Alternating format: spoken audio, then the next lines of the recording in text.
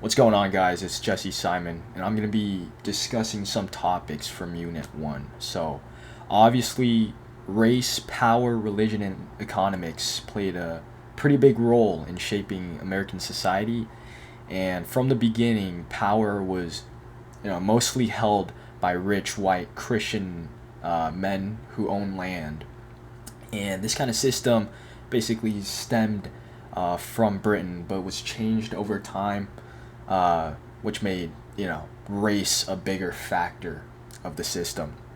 Laws like the Virginia slave codes, that made sure white people, especially poor white people, got access to land and weapons, while black people, were denied and you know, either free or enslaved. They were denied basic rights like owning weapons or even going to court and stuff like that. And this helped keep poor white people loyal while keeping black people oppressed. So, moving up in society, it was only possible for white people to do so, and black people, didn't have any opportunities. Uh, Religion and economics from Europe was also had a super big impact when England broke away from the Catholic Church. Uh, it gave religious reasons to support colonization.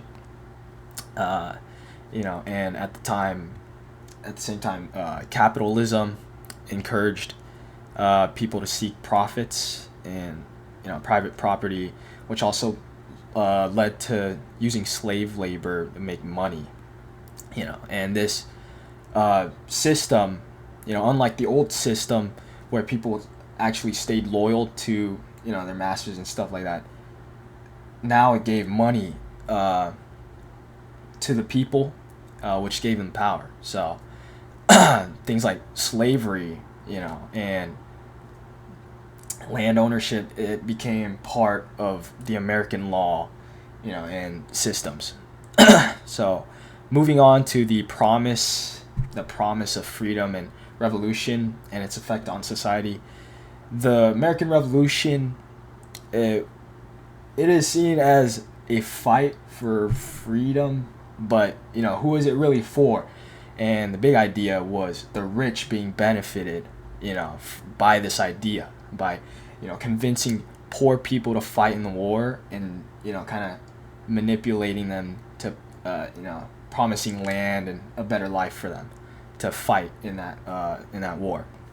But obviously, most of them never got that promise, and obviously black slaves, they made up most of the army and were used on what white leaders needed. And indigenous people were also pushed off their lands, and women were left out completely. And there was also interest convergence, where black and indigenous people only got support when it also helped white people benefit from that. So this idea of freedom wasn't for everyone, and it was only limited for those rich white people who have a ton of power. So do we still see this today? Yep. And sadly, wealth and being white, still kind of helps people, in some ways, to get access to more opportunities. Sad truth about it, yeah, more opportunities, more success.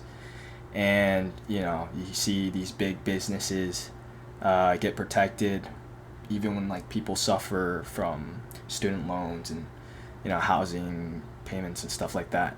And politics often favors the rich because campaigning costs money. Everything costs money: lobbying, voting rules, whatever. So in the end, early American society was built mainly to help benefit a small, very powerful group, and it is a very unfair, system. which still remains to this day.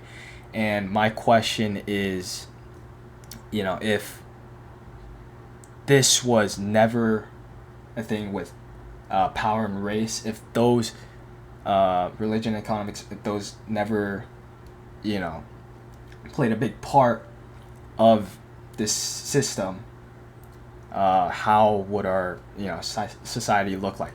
And I've heard things like economies really relying on the poor people and the rich people, having them separated.